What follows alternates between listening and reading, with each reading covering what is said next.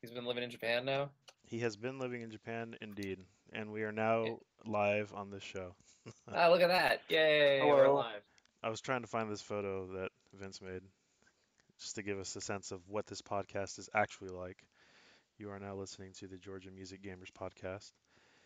In that image that I've full screened on my side, you guys can't see this. You'll probably see this in the recording later.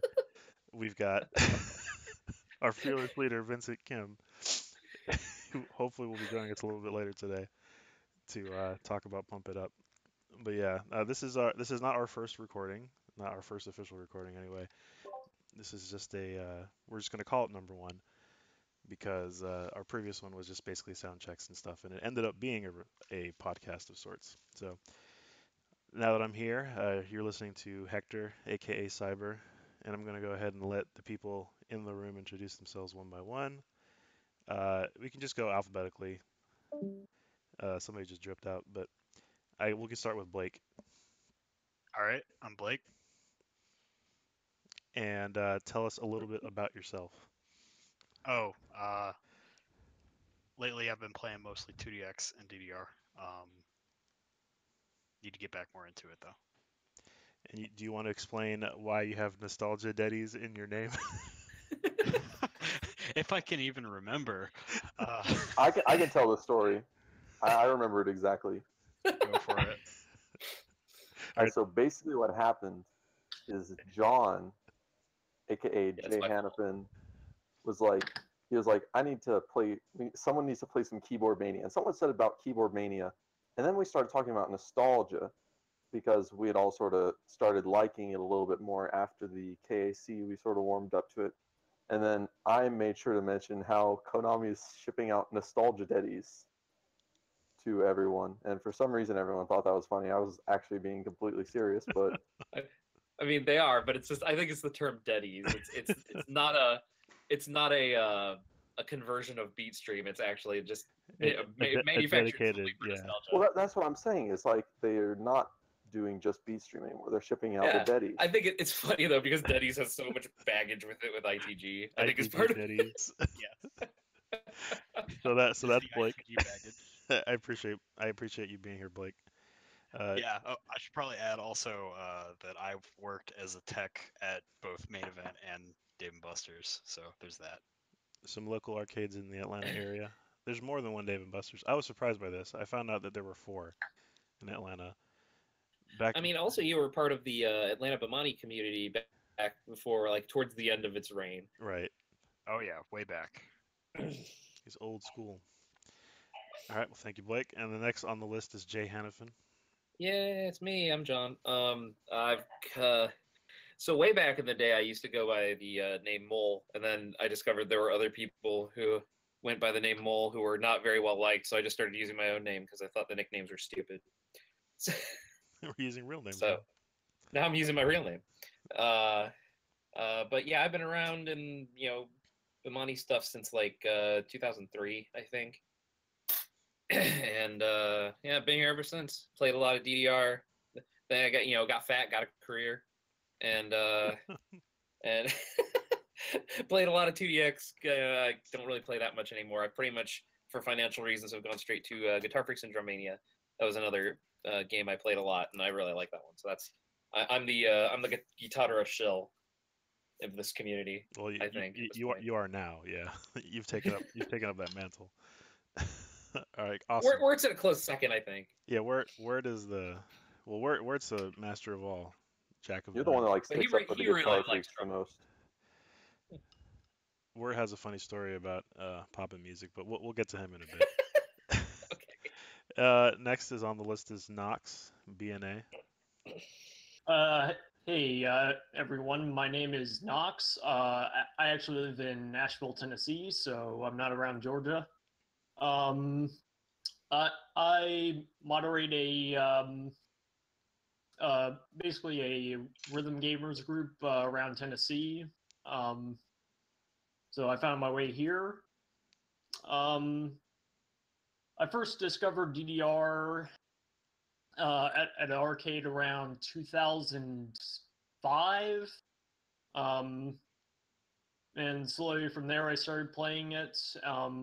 and I still do today. I got into poppin' around a year ago. I've been playing seriously.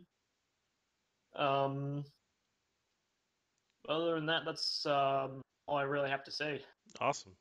Well, thank you for joining. Yeah, I should mention, even though technically this is the Georgia Music Gamers Discord, we have a lot of people from several of the surrounding states. So I mean, it might be more accurate to call us the Southeast Gamers, but for It's still pretty dominated by Georgia, though. yeah, Because like, look at the list, like 40 Georgians in like I was five gonna of each say, other yeah, we've states. got 40 Georgians, but like we're not very picky about who we accept in here. You know, I think we even have Especially with the state of the surrounding countries or exactly.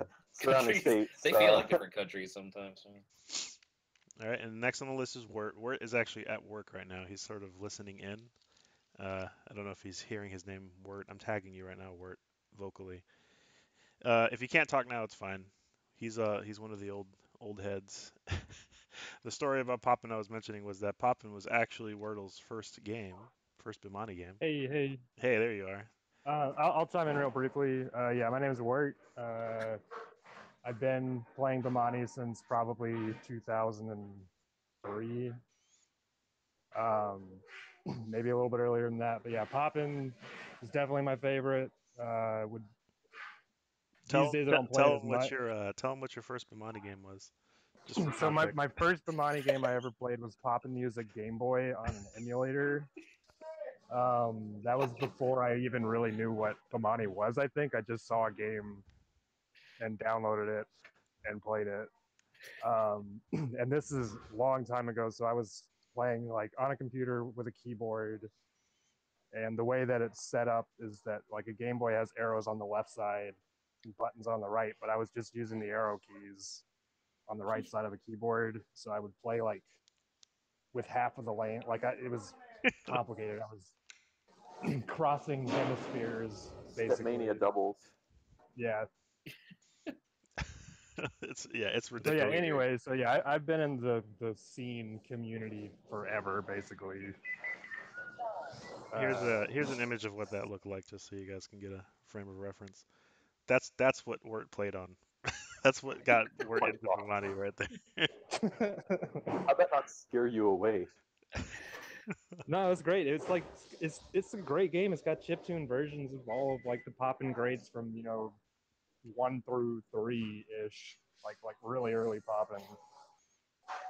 Everybody knows I really want to hurt you. That's pop.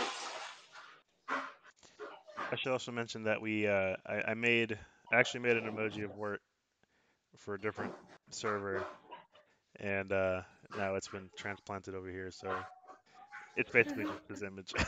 But he's a bit of a how would you say? I guess he'd be a type of a celebrity. Maybe that's being too generous, but anyway, people know who Wirt is. Let's just say that. I'm a legend. You're a legend. Not quite as legendary as John Davies, but Yeah, we'll come back to that later. Word is so All right, famous that like the round one employees just give him the wristband. They don't even ask. Yeah, really. that's true. It is true. He has spent a lot of money there. Yeah. I'm gonna pop out now just because I know I got a lot of background noise. That's cool, man. Thank you. All right, next on the list is Trek, who is also not a Georgian. What up, guys? I'm Trek. I'm like the young blood. I've been into music games for quite a while. A couple of them that should not be named, like Ohio State University. But anyway, so I got into Bimani. I was on a music game hiatus. You can't just do that and not. Oh, I can't. No, it's okay. This is not. Okay, judgment-free zone. So basically, for 2 years, I played OSU, and I got way too good at it for my own good. And anyway, that's the end of that story. And then I was on a music game hiatus for about a year and a half, maybe 2 years.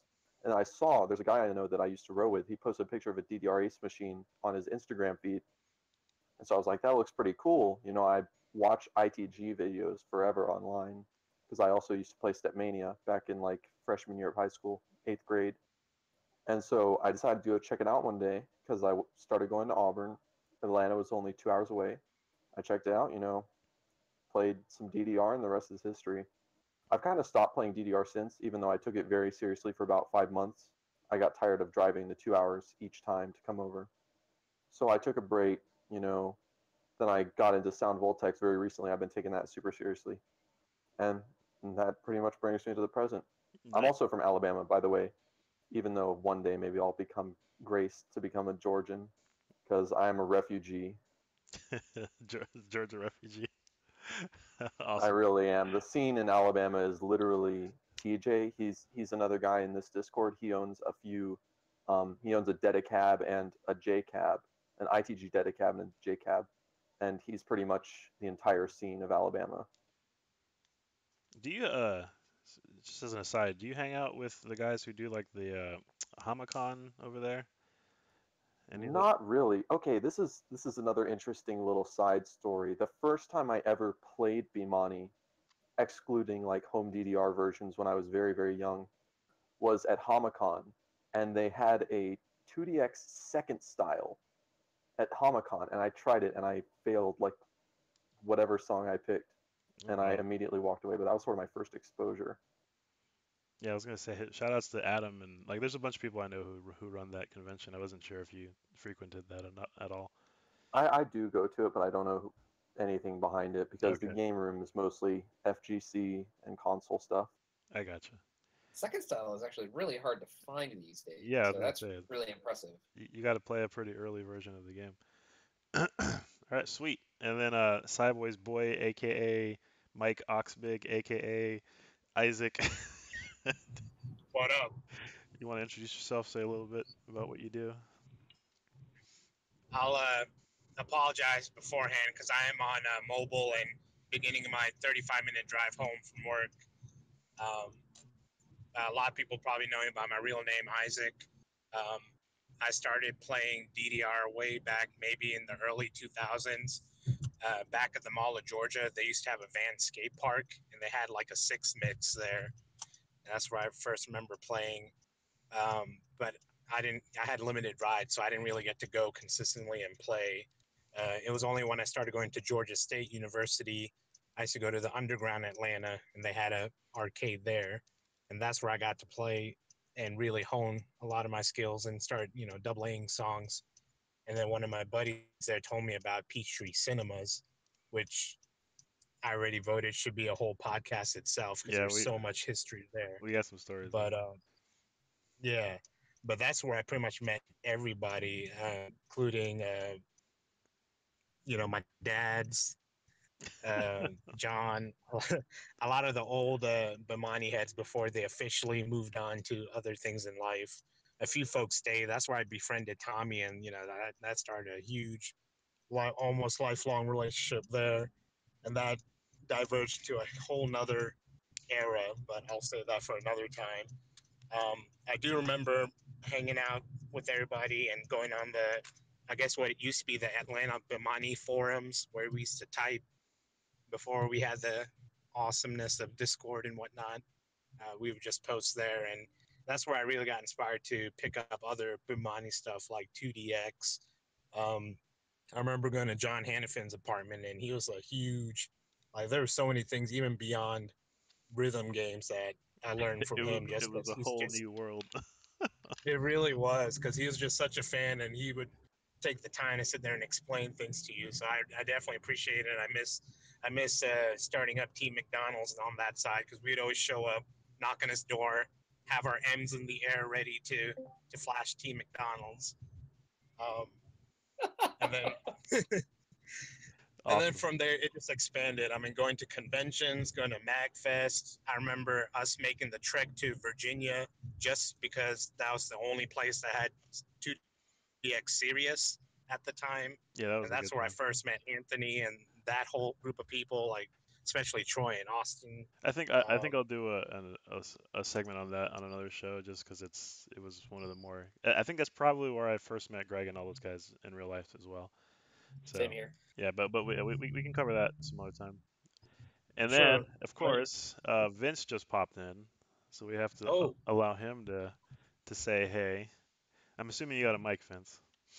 Yeah, I'm just eating dinner right now. All right, I have your volume way high, so give me a second to adjust you a bit. All right, so All right, cool. basically we were just doing introductions, talking about how we got. Some of us talked about how we got into Bonnie. Some of us gave us a short history, if you want to go ahead and do that for yourself. That's um. Well, my first game was a Bimani title. It's DDR. I think it was Max 2 on the PS2 was the US version. I just remember playing it on a friend's house, and then that's how it kind of just kicked off from there. Then I tried to find the DDR machine. All I could find in my area was Pump. So I have defected. So you, Slash thread. Slash thread. That's So- all you need to know. So we should also note that Vince, if it wasn't for Vince, we probably wouldn't have this Discord, or at least it wouldn't be as big as it is right now. Vince is what do we call you the official ambassador to the Southeast? is is that a title that you feel comfortable taking? I think the Southeast is a bit too much. I think we'll just stick with Atlanta. Okay, he's our Korean consulate for Atlanta.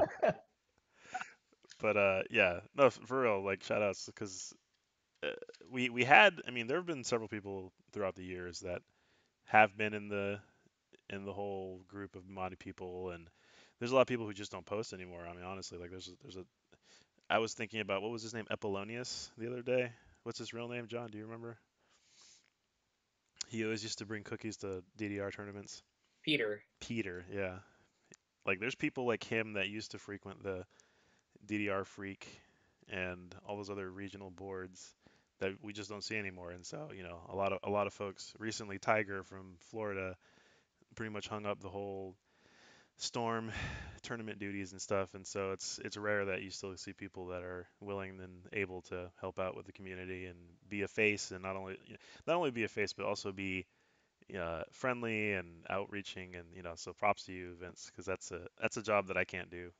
To be honest with you, it's just not a whole lot of time. Yeah, I mean, look at the Florida community. I mean, I'm not trying to trash talk them, but I mean, they run one of the biggest. Ran one of the biggest DDR tournaments in the country with a relatively small community because of their strong like leadership. And now that leadership has stepped down, you know, they're kind of silent. So, you know, thank you for all you do. Yeah, shout outs to the Peachtree Cinemas for initially closing. Yeah, we brought we brought that up earlier with Isaac's introduction. So Yeah, like that was like around the time when it was like shortly after Everfeather and Mint installed ITG on the Extreme Cab, and that was when I actually tried to get involved with the scene. And then like I guess it's like a year or two later or some crap, like they closed down and they had new management and stuff, and I don't know, I guess people kind of shied away from the cinemas. So I just kind of worked on like improving the pump scene for a little bit. I mean, I gotta start somewhere, and I'm biased as fuck. So When are we gonna have a segment on the Sugarloaf regs, pump regs? oh oh that's well, I mean, honestly, since we're talking about pump now, we can probably go to our next segment since we've got Vince here explaining. Oh, and by the way, okay, my name is Cyber. I like Beatmania. I'm an old head. I've been around forever. You might have seen Seven me. Granddad. You might have seen me on the internet. Yeah, I used to be called Dad. Now I'm Granddad. I don't have any children, by the way. They're other people. But Well, Vincent betrayed. but I have adopted children. Let me get something straight. So yeah, Vince and all of them are my kids. Isaac as well, I guess. And I'm apparently married to Wirt because we're two dads. In fact, there's a great image that I need to find. But Oh, I know exactly which one. yeah, since we're here and we're talking about it, if you want to, what we had planned for one of the segments tonight was to sort of talk about the history of pump. Like my earliest pump memory was like Prex 3 or yeah, I was gonna ask Same. him like to start with the history of pump. Like, where did everyone start? because yeah, and there have been so many mixes since. It was I had okay, so I have a friend who used to play a lot more pump than they do now, and I met them 2003 when I was getting into the whole scene, and this was at Georgia Tech. They had started there, and they took me to God, it was one of the places that you could play pump in the area. I think it was Star Time, which I don't think that exists anymore, but it I was. remember that. Yeah, Star Time I think is where we went, and there was a pre X3 there, and I played on it, and Yeah, the pre-Exceed series was what we like to call. Because it really Yes. wasn't until like Exceed 2 and like definitely 0 when They really fixed up a lot of stuff in their engine. I did like Zero. I played a little bit of Zero because I thought Phantom was the best song ever. Give me all your money. Yeah, I love that video. It's so great. So good. But yeah, after Zero, I pretty much never touched Pump again. So. Yeah. It just kind of got more a little more complicated from there because we're Korea. What's friendly UI? Does that even exist? That is kind of the reason why I that's shied away from it. exactly Yeah. because it was all like foot navigation, if I remember. Yeah, it's like correctly. literally all pad codes. Like when they were when Animira was marketing Prime One in Japan, like they legit had to like add in support for like buttons and crap because Japan doesn't do all that pad code nonsense. So But I and mean, they it's kind didn't. of to criticize Pump for like the complicated UI when we have 2DX. I mean, that's like cryptic. It's less cryptic if you can read all of the directions on the screen. Yeah, like That's fair. old Pump had foot codes, and if I remember correctly, it was underneath on the bezel underneath the monitor, and they listed out Yeah. what each of the foot codes were. But if you happen to get a less than subpar machine that had the stickers torn off, you were left to your own devices. So it was kind of like, and it was like 8 button plus foot codes to do simple stuff like change speed mods and stuff. Yeah, Speed like mode was 5. yeah, okay, yeah, there you go. Yeah, Codes like that, and so like that. I think if people were like trying to like look for guidance in the game and not realize that the screen had the code, it was just kind of like, oh yeah, it's What I really didn't like about the speed mod code was that you had to hit the center button, which is also the button that you use to select your song. Oh, you have to double tap it to select your song. So it's like you're always just sort of flirting with accidentally selecting your song just to increase your yeah. speed. Mm-hmm. Not to mention, remember when Pump had like 5 difficulties to choose from? We got for singles we got like normal, hard, and crazy, and for Yeah, doubles we had like freestyle and nightmare. yeah, it was just freestyle at Nightmare. Yeah, and then Fiesta One came in 2010. That was to serve as like the 10th international anniversary mix, and they just if you insert the full mode code to like access like everything else because you're starting out with basic mode if you didn't have a USB. Yeah, they just kind of removed the difficulty. The Oh, is that difficulty when? that is, yeah, they removed it so they can allow for more like a theoretically like an unlimited amount of charts. So that's why they're only sticking to like single level like 5 and yada yada yada and whatnot. Yeah, like now I just see them like referred to as like D23 or S whatever. Yeah. Can I just However, I go do on the respect record that. and say that Infinity is the only real pump? okay. Could you explain why for the audience here? Because it was made for people like me. It was, I don't know, it was made for Westerners. It's a totally different engine. It has a rhythm skin. It has a lot of Bill's music. Shout outs to Bill, by the way. He's celebrating his birthday party. I think he's getting sushi with a couple people. He's getting wasted off sushi. He's getting high off sushi. So Yeah. there was a couple stories I wanted to talk about uh, with Bill, but I think we're gonna save. He said he'd try to be here next week, so we'll get him in here and talk a little bit about his history with the music game community, and he's got a very long history. Let me tell you, Bill knows a lot of people and has been through a lot in his life, so I'd rather have him explain it as opposed to just talk about it behind his back. Well, not really behind his back because we're recording this, right? But, Yeah. Yeah, I think I threw it up on the spreadsheet. Like, we should do an episode of him explaining sort of his story and talk about just like musicians in the Georgia music gamer community because there's a lot of them. yeah, he's had some interesting. I mean, even though he's been technically been part of, I would say he's probably an old head at this point, but he's had interesting interactions with folks like at Konami, and so there's a lot of history there he could go over. I'm sure that it'd be interesting for people to hear that who may not be aware. If I'm an old head, he's an old head. Yeah, yeah, we're all from the same. We all went to school at the same time, so I think it's fair to say. Anyway, back to Pump. Yeah, Pump. 1759399571 full Which mode code that's your full mode code. on the number pad in the computer. Yeah. All right, so tell me this: when you're playing Pump, Yes. and back in my day, Pump was known as the Freestylers game. and I think, I mean, I'm not entirely sure why. We Tournaments back in the day for dance games used to be perfect attack, technical, or freestyle, and so there was a lot more. Freestyle was, I think, a lot more respected back then as its own category of gaming. I always thought it was a little silly, but I still play the games. But Pump, I guess because of its grading system and how it handles scoring and all that stuff, was always more freestyle friendly, in my opinion. I mean, Right. Yeah. and so people would do a lot more crazy stuff on the pads. So I have a question.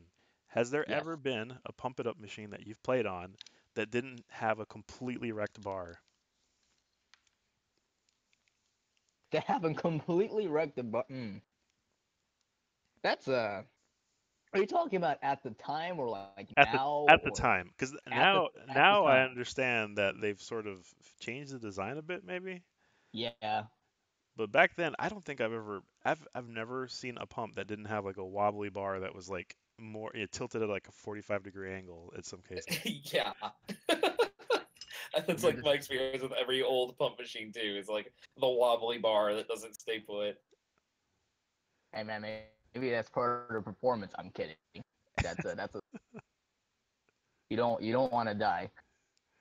It's like a I don't know. I'm probably gonna have to say no because my first pump machine here was at Sugarloaf here when they used to be Jillians right. and when it was an NX1, and then I guess all the other older machines were kind of just kind of like the same fate, wobbly bars. I just that used to be like it was as synonymous as pump having 5 buttons that you would also have a wobbly bar. Like it's just that like it just happened. Like it had to be that way. It's I, like I do want to say, like, if we're going to talk big about people wrecking bars, we need to show this footage from Omicron. Hold on, let me get the screenshot. oh Oh no. oh Here it comes. Speaking of MomoCon, I just need to go ahead and bite the bullet and buy a ticket. Yeah, dude. You need to. Look at The that guy. fastest feed on Earth on the East Coast. no no not that video. Yes, this video. Just watch this guy get great on DDR. Speaking of, this is a story that only I know because I don't think anybody was in Augusta at the time.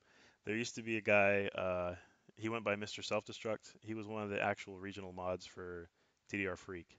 He's a good friend of mine. His real name is David, not David Sancho. That different David. Yeah. That guy. Yeah. So Mr. Self Destruct and another good friend of his who sadly has passed away, but they used to go play DDR at the local arcade, and they they were not small guys. Let's just be real. They were probably 6'4" at least, and pushing 300 pounds, the both of them. And I don't know if you guys remember Matsuri Japan. There used to be a little funny thing that people used to do to troll, which they'd play the standard difficulty, the middle difficulty, and turn what do they call it now? Cut? I don't even know what they call it now. It's called the cut mod now, but it used to be called little. Yeah. Yeah, so they turn on the little mod because there was a segment in the song that was all like offbeat steps. And so when you turn that mode on, it just basically left the entire chart empty for like 20 seconds or something ridiculous. And so these two guys, these two yokels would do their freestyle routine and spin kick and all sorts of crazy stuff. And then what people would do is they would run away from the machine during that segment and like do a lap around the arcade because it was funny to like run around the arcade and then come back. When they both came back, they decided that it would be really cool if they both jumped the bar at the same time and landed on the pad right when the song started. So they tried to do that. But what they instead ended up doing was lifting the entire pad off the floor. and, Oh, and they both fell on their backs while the song was still going. And that has left a memory, a very Oh deep my memory. God. in How the my- hell do you try to? How the hell do you lift a pad while trying to jump over it? All of they Well, if you're like, That means that if you're you're pulling trying to, down.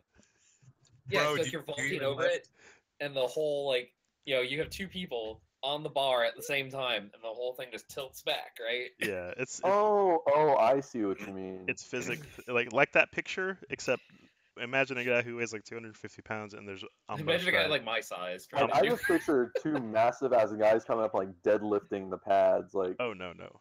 This was them trying to jump over and then falling on their backs because they lifted the pad off the ground, which was hilarious. that is hilarious. They must have ate elevation burger right before. Oh, they got elevated for sure. They got elevated. so, so this was at Funsville.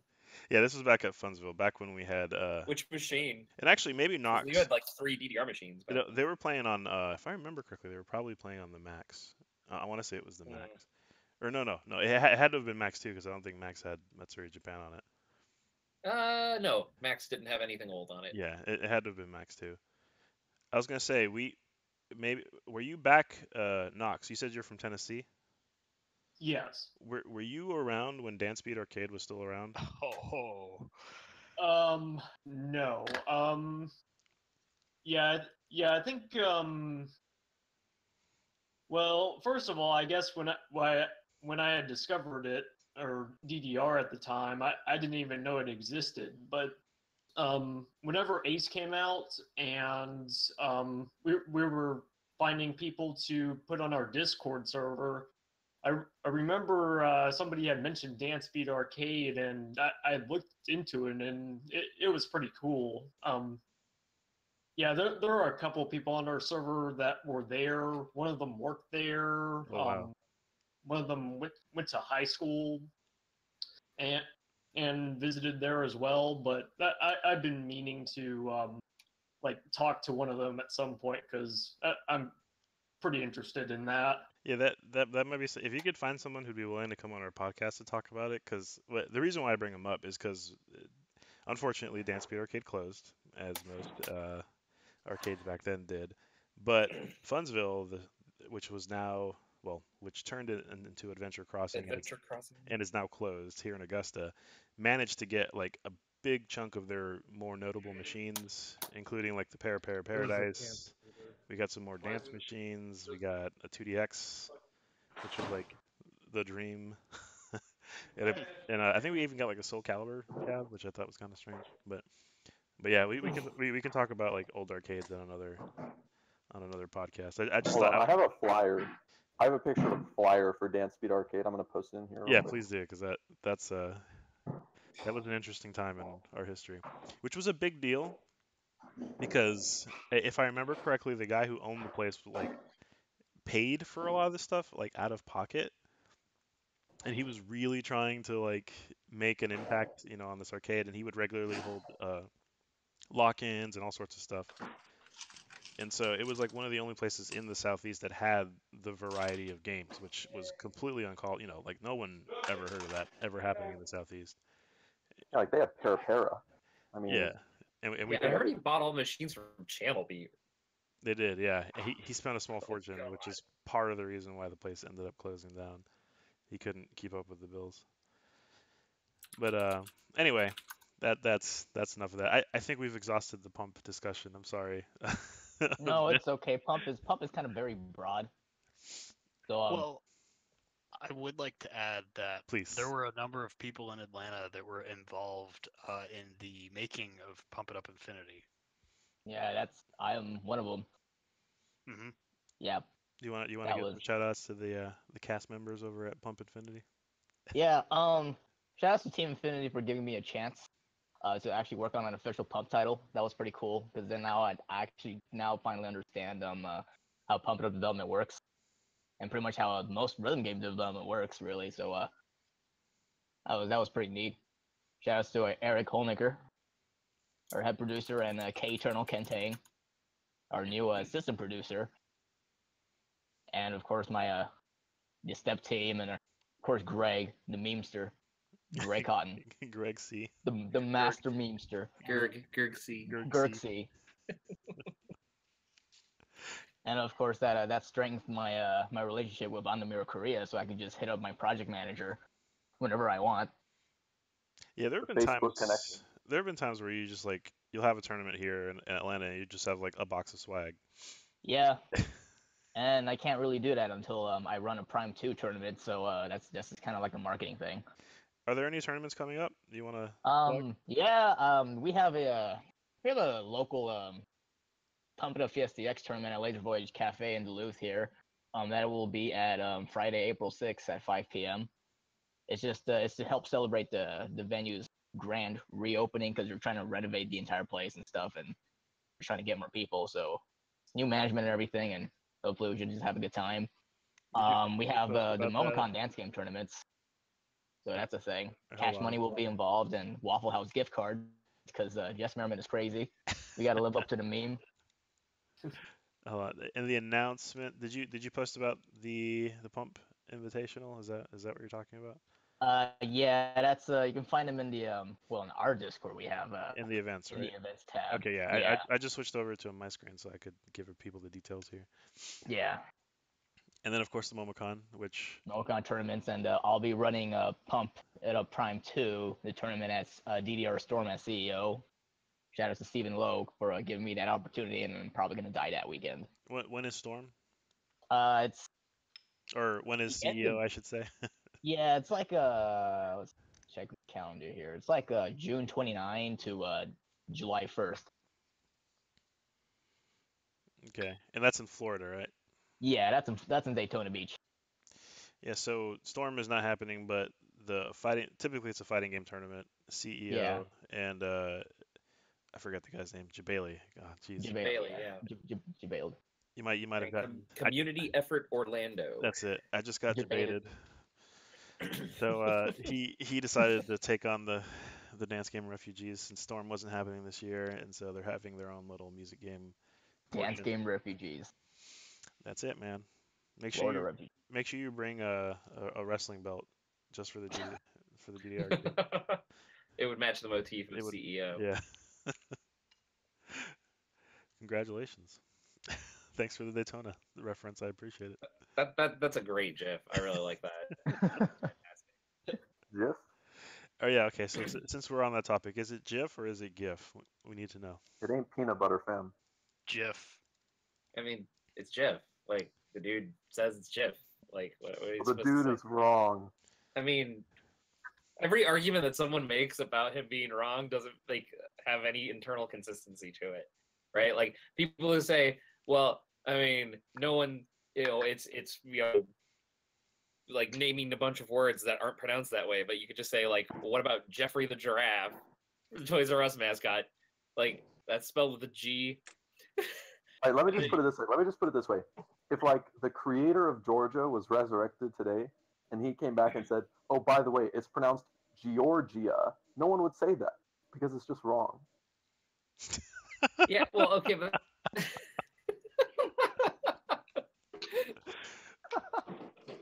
okay.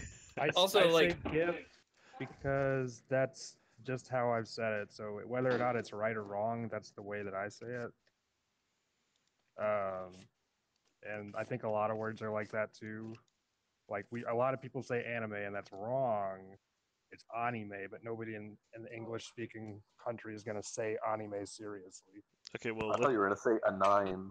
But there's sort of there's a twist to that one though, because like anime just comes from an English word animation, which you would pronounce anime. So it's like, well, I don't know, the that one same kind of makes argument more could be sense. said with GIF comes from graphics interchange format, right? So yes, and here we go. Do we pronounce it scuba then? Because that's self-contained underwater breathing apparatus. You say underwater, so is it scuba? No, we say scuba. So I mean that doesn't hold up in acronym. That's a funny word, scuba. Scuba.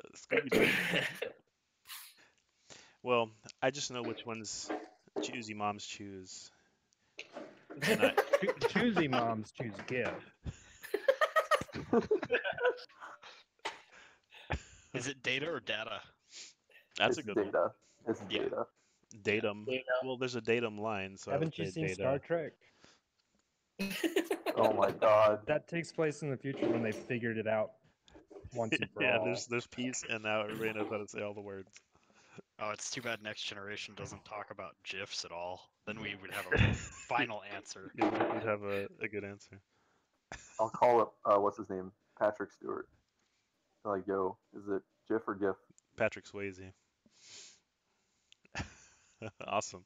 All right, well, be sure to support your local tournament scene. It's always fun to see new faces. There is a. I wish Sponge was in here. Let me see if I can convince him to come in here because maybe he can talk about it, some of his contributions to the tournament scene and his artwork. Let me see if he wants to join. But basically, there's also another. Slavery to Anthony. We just had. Yeah. Well, he's getting paid. It's not slavery. He's definitely getting paid. Like Anthony forces him to take money sometimes. It's hilarious, but we just had the big deal over in Texas, which apparently was I hate to make the pun, it was apparently a pretty big deal. There was a lot of games being represented there in Texas. They actually held it at the round one.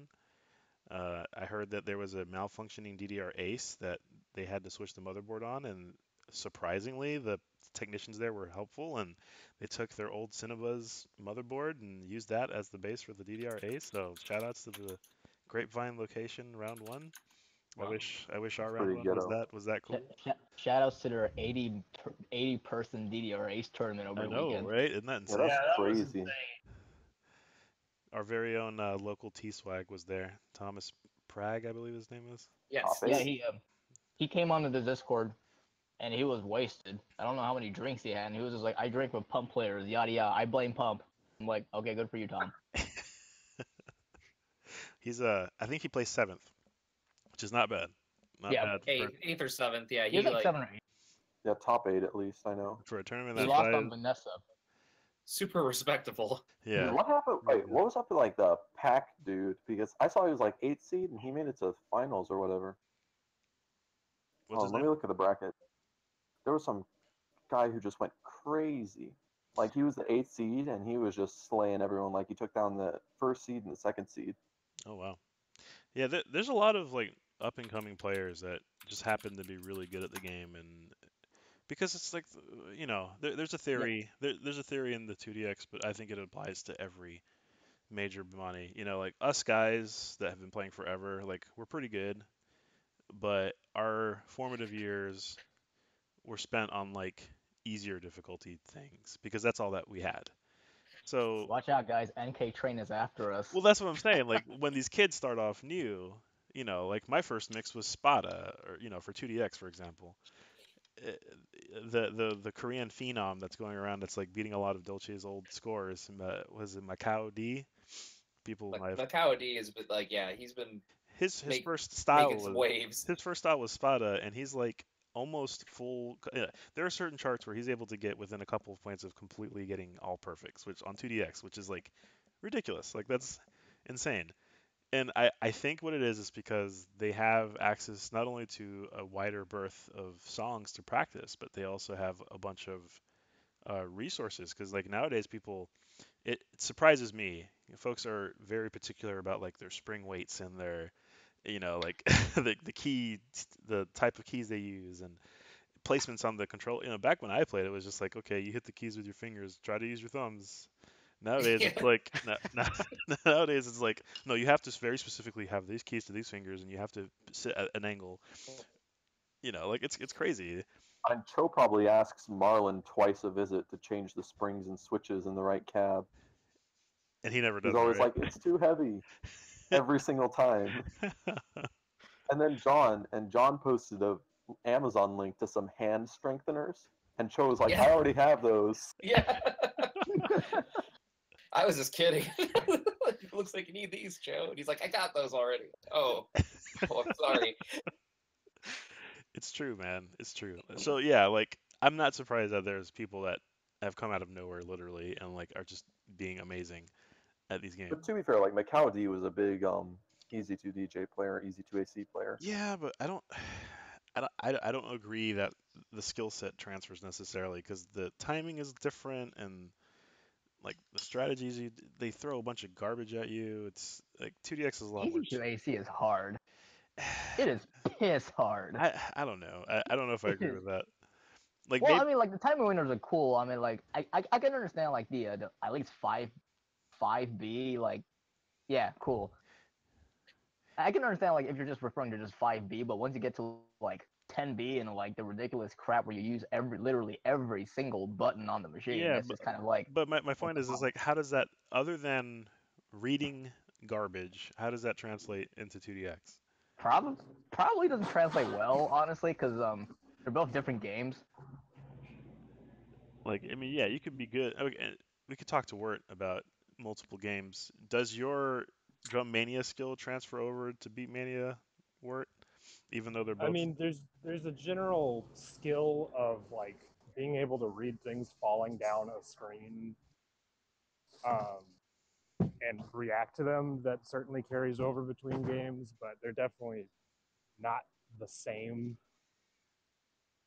It's like you still have to put the time in the game you're trying to get better at. Yeah, Yeah. and particularly with Drum Mania, there's a lot of technique that's completely different than Okay, but to be like fair, Drum Mania is a big exception because it's a very, even very Guitar Freaks though you have to dissociate like your left hand from your right hand Yeah, because yeah. you have to hit I a hesitate button mentioning and Guitar Freaks because it's like a completely different skill set, like from almost every other game that Yeah. requires you to hit a button.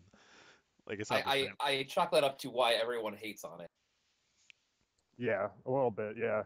It's not simple percussion. You have to like coordinate between two hands. When I first played Guitar Hero when that came out, like my controller broke after like a week or something because Guitar Hero sucks. Good. And That's I not was Guitar playing Hero. with I'm just playing gonna with be a dual honest. shot. I'm just gonna be honest. I really do think that the reason Guitar Freaks gets hated on so much is because people are just used to Guitar Hero and hammer-ons and like triple button holds where they can hit the yellow button and still have green and red held down. You know what I mean? Yeah. And it's Yeah. just hard to break that habit. You know what I mean? Especially for me because I played Rock Band for a really long time. Yeah, that's true. I played Guitar Freaks before I really played Guitar Hero, and I decided I didn't like Guitar Hero, so I didn't really play it too much. I liked playing with the dual shot because that was like a percussive thing. You didn't have to pick anything; you just hit the button. And so I got like really good scores on stuff that wasn't jack heavy, and people questioned it a lot. Like I was on ScoreHero.com or one of those sites. Yeah. Oh, you're talking about People Guitar would be like, Hero. "How the hell did you get a score like that on this 5-star song?" Using a DualShock 2 on Guitar Hero is what you're referencing, right? Yeah. Yeah. Okay. Yeah, if you use the DualShock on like Guitar Freaks on the home versions, you still have to pick. Yeah, you still have to pick on that. I was gonna say that's not. Yeah, I think I'm really surprised that it automatically picked for you when you use a DualShock. for Guitar Hero for sure. The thing about Guitar Freaks, which I think it was more acceptable. Like if I was a Guitar Hero person and I came and maybe we have another person in this Discord called Not Course K. That's his name. He actually won some Guitar Hero tournaments way back in the day at like anime conventions, which I thought was pretty funny. He actually ended up getting like $200 here and there and stuff. But he switched over to Guitar Freaks for a while and he enjoyed that as far as I could tell. And Yeah, I don't think I hear anyone shit talk Guitar Hero more than not Course K, John Am. yeah, because he's a and he made money off of it is my point. You know, he played enough to be good at it. And it's just like the skill set at high level Guitar Hero is just so different than the skill set at high level Guitar Freaks. But like it's not back when it was still 3-button. I think the interactions were like it should have been enough for you to say, okay, this game is different. Like even though you're picking and you're playing a guitar, it's only 3 buttons, so you know just get over it and hit the keys that the game tells you to hit, right? Like Guitar Hero, it's like, well, you can do hammer-ons and pull-offs, you can sort of fudge it, and there's not really timing. It's just like you either hit the note or you don't. While you have timing on Guitar Freaks. So I think it would have been an easier pill to swallow. It's just we didn't get widespread people playing it here in the States because there wasn't a whole lot of easy access to it, right? Like we got an official. Did we ever get an official first Guitar Freaks mix in America? Yes, in the U.S., yes. But there is a Guitar Freaks U.S. cab. But we never got anything beyond that, right? Nope. Was it actually official or was it a lock test? No, it was official. It was real. They're around. There was one at Peachtree City that used to have one of those cabs. Didn't Crazy Nichols have a Percussion Freaks? Yeah, that's Korean, but yeah. Okay. The Vans I had thought a it was drum the mania Vans too. did too. Yeah, I played Drum Mania or Percussion Freaks at the Vans. No, but like the I'm- actual U.S. Guitar real Freaks quick, one cab used to be at Peachtree City, yeah, South Atlanta. I need I went to there just to drop scope out it right out now, once. just so you guys know, I'm borrowing somebody's headphones with a mic, so we're leaving work now. So All right, well, thanks for joining, bro. I might, if you're still going when I get home, I'll pop back in. We're actually nearing the end of the podcast. I think I'm trying to wrap it up. I'm trying to make it less than an hour All right, for each yeah. one. All right. Well, So, I gotta go now. So. all right, man. Peace out. Thank you for joining. Yeah. There was also a Guitar Freaks and Drum Mania at the YMCA in Alpharetta. They had a teen center, and they had a DDR Extreme cab. They had a Guitar Freaks and I think it was for Guitar Freaks and Drum Mania, but the Drum Mania was always down, and like only the left guitar worked on that Guitar Freaks. That's like every Guitar Freaks machine, though. There's always one guitar that clearly is the good one. At least the models that have two guitars. The new ones, there's only one. And see, Like even on my machine, even my machines in the basement, you still pretty much only want to play on 2P. I mean, I try to do stuff to the 1P guitar, but I can never make it play as well as the second player guitar. and now that Guitadora is 5 buttons, well, and it has been for a while now since XG really. It's kind of like Yeah, 2011, 2010, right. something like that. I could see why someone might be like, like I don't know, Enoch for example. He's always hating on it because it's not Guitar Hero. Yeah. So yeah. Hey, Vince, I meant to ask, Hello. does Yeah. Enoch also help on the pump stuff? You mean like the actual game wise, or tournament wise, or like Well, yeah, game development. Let's just say game that. development? No. Because I always see Enoch making charts and stuff, so I don't know if that's just for fun. I mean, he the thing is, like, ever since Prime 1, really, no one in the Korean step team knows how to make freestyle charts, and people were complaining all around the world about how there's like they don't care about freestyle and crap, and how they don't have as much freestyle charts, Hmm. or so they started outsourcing to accepting more of the community steps. They started taking those in, and after like a quick QA, or this is like, hey, I guess it's cool, and they just kind of add them in the game. So we have like 2 or 3 of Enoch's freestyle charts in Prime 2, Oh, cool. and that's about it. Making waves. Yeah. So theoretically, what you're telling me is, if I wanted to, I could make a chart and it could end up in the game, Yeah, pretty much. but it has to be made like in a specific build of the game, or No, you can I mean, they have user custom stuff, and they recently just re-added the support in. That's basically their answer to custom edits in the game. They already have like the tools and everything up in the site. And There's Oh, edits okay. in Prime 2. yeah, it's only limited to original song, the cross songs. So yes, you are able to write charts for cross time. Oh, you know it. You know, like apparently it's from, as Josh would always tell me, cross time is the only song in Pump in the entire franchise. There's 2 now because they added Oh yeah, they added a Festival of Festival of Ghosts Ghosts. 2. Yeah, crazy. Yeah, they have to stick with like original songs and like cross songs, and like they're shying away from licenses because they do actually release like low quality audio files for those. right. So they're just trying to just get away from that and just not trying to create more of a mess. So yeah, Beethoven Yes. Virus is like my Beethoven favorite. Virus, yeah. It's like my favorite It's song. for like years on end, it has been in the top 10 most played all around the world. I think it's still number 7 for Prime 2 most played, and then for Prime 1 it was like number 5 or 4 top played. Shout outs to Korea. So if there was a DDR equivalent, what would it be? Butterfly. You think so? Dead I end. would say A, because I've seen a lot of people play that like the past couple of years I played that. Whenever I visited a machine at Kings Island up in Ohio, I saw somebody play it. Whenever I see some random people at or Ace Cab at Dave and Buster's, I'll usually see somebody play it. Really?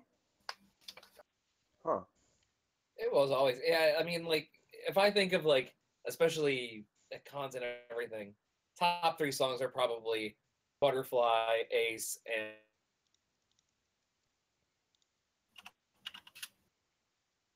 Butterfly, Ace, and what? Didn't hear what? Daiken Kai. Yeah, I was gonna say I have some pretty big opinions about that. Daiken Kai is like, I would think that Beethoven Virus is more akin to Daiken Kai because that's just the jam, man. Everybody loves that song. Why? Because they're both garbage? Is that what you're trying to say? No, but Well, shots fired at Daiken Kai. they have legs. Daiken Kai's pretty bad. I like Destro a lot. Daiken Kai is awful. Daiken Kai is like, hi, hi, hi, hi, hi, hi, hi, hi, hi, hi, hi. Thank you. Sorry. Yeah, You edit that out in post. Oh no, it's going in there. So what's that guy's name? Tsuboi from Alpha? Yeah, Tsuboi. Tsuboi. Supposedly, Daiken Kai was sung by Murumuru Kuroto, though. That's what I heard. No, it's Tsuboi from Alpha. He did all of that. They say Tsuboi, but that's not what I heard.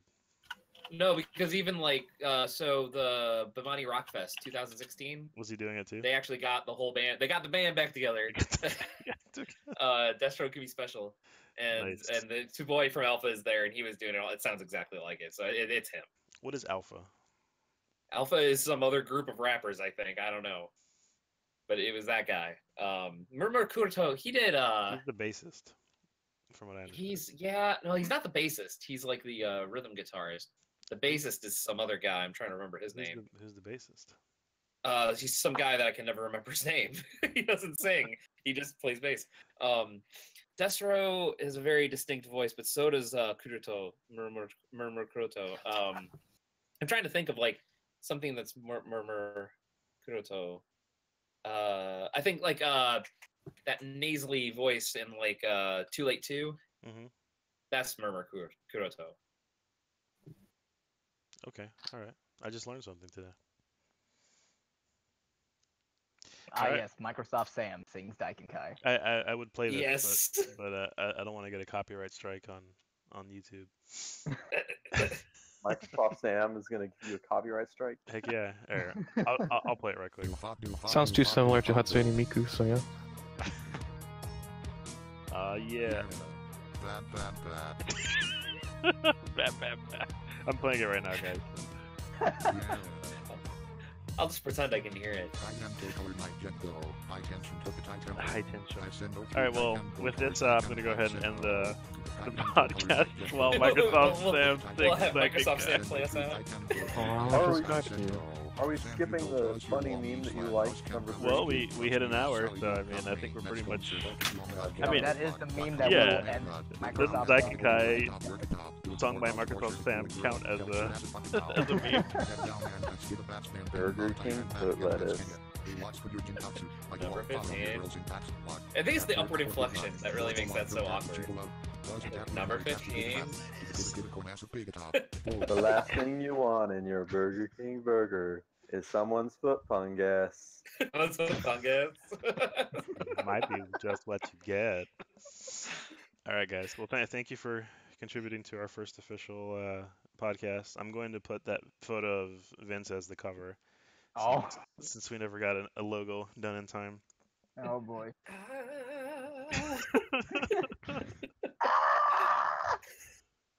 But thanks again. I appreciate it. We'll try to do this weekly. I'm gonna shoot for 9 p.m. on Wednesdays, just because it seems to be. That should work. And it works okay for me. It might not work so well for Word. I wouldn't be surprised if we might want to move it to like Tuesday or Thursday, but we'll see. Yeah, we'll see how it plays out. I think we got a pretty decent group here, and so I'll go ahead and work on this, and I'll see you guys next week. All right. All right.